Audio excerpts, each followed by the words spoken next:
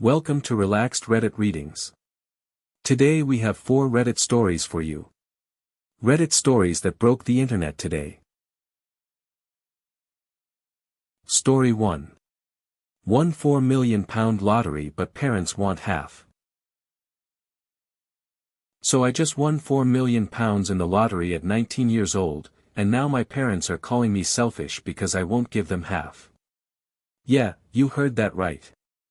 Let me break this down for you. I'm 19, my parents are in their late 40s, and about a week after I won, I told them the good news. They were excited at first, obviously. But then things got weird real fast. They started talking about how this was a family blessing and how we should split it equally. I was like, hold up, what? They genuinely believed they deserved £2 million of my winnings just because they're my parents. Now look, I'm not heartless here. I was planning to give them £750,000 as a thank you. That's nearly £750,000. Most people would be over the moon with that kind of money. But when I mentioned this as my offer, they completely lost it. Started calling me selfish, ungrateful, the whole 9 yards. They kept going on about how they raised me, fed me, clothed me, all that stuff. And yeah, they did, they were decent parents. But does that mean I owe them half of my lottery winnings? They're acting like I'm some kind of monster for not handing over £2 million. The thing is, I've already put the money into index funds because I'm trying to be smart about this. I don't want to blow it all like so many lottery winners do. But they can't seem to understand that this is my future we're talking about. With £4 million invested properly, I could be set for life. I could buy a house, never worry about money again, maybe start a business. But if I give them half, suddenly I'm back to having a nice chunk of change but not necessarily life-changing money. They keep saying that family should come first and that I'm being greedy. But honestly, isn't £750,000 generous enough? That's more money than most people see in a lifetime. They could pay off their mortgage, take amazing vacations, retire early if they wanted to. But apparently that's not good enough because it's not exactly half. The worst part is they're not even talking to me properly anymore. It's all passive-aggressive comments and guilt trips about how they never raised me to be this selfish. Meanwhile, I'm just trying to make smart financial decisions with money that I won fair and square. Am I really being unreasonable here for wanting to keep most of my own lottery winnings? If you're enjoying these stories, hit that like button and let me know in the comments which story you relate to the most. Story 2. Exhausted grandma finally says no to free babysitting. So I'm 45 years old and I've officially hit my breaking point with being the family's free babysitter. Let me paint you a picture here. I had my kids young and spent my entire life as a stay-at-home mom. When they finally finished college, I thought, finally, it's my time. My husband and I could take vacations, just the two of us, maybe rediscover who we are as a couple. But nope, life had other plans. All 3 of my kids got engaged and had babies pretty much back to back. Don't get me wrong, I absolutely love my grandchildren. They're amazing little humans. But I am completely exhausted. When my eldest son first asked me to watch his kids for the day, I didn't mind at all. It was supposed to be a one-time thing. But then it became a regular occurrence. Then my other kids started having babies and guess who became the go-to babysitter? Me. Suddenly I'm watching kids almost every single day. School pickup, doctor appointments, date nights, work emergencies, you name it, I'm there. And here's the kicker, none of them are paying me. They just expect it because I'm grandma and apparently that means I'm available 24/7. So finally, I decided enough was enough. I told them I needed a break and that I was going to start saying no sometimes. You would have thought I told them I was abandoning the kids forever. The guilt trip started immediately. They're telling me I'm being selfish, that family helps family, that they can't afford proper childcare. But here's what really gets me, they can afford to go out to dinner multiple times a week, they can afford new cars, they can afford vacations. But paying for a babysitter? Oh no, that's too expensive. They've gotten so comfortable with free grandma labor that they've structured their entire lives around it. And the worst part is they don't even appreciate it. There's no thank you, no recognition that I'm saving them thousands of dollars every month. It's just expected. I love being a grandmother, I really do. But I also deserve to have a life outside of raising children. I already did that for 20+ years. I want to travel with my husband while we're still healthy enough to enjoy it. I want to have lazy Sunday mornings without rushing to someone's house to watch kids. I want to be able to make plans without checking if anyone needs a babysitter first. But apparently wanting some time for myself makes me a terrible grandmother. They're acting like I'm choosing my own happiness over the welfare of the children, which is completely ridiculous. The kids would be fine with actual paid babysitters or daycare. Other families manage just fine without live-in grandparent help. Am I really being selfish for wanting some boundaries after decades of putting everyone else first? Story 3. Dad goes nuclear over dog petting incident. So I'm walking my dachshund in my neighborhood in Canada when this innocent interaction with a little girl turns into a complete nightmare with her racist dad. Let me set the scene for you. I moved here from France a few years ago, but I'm ethnically South Asian, which becomes important later.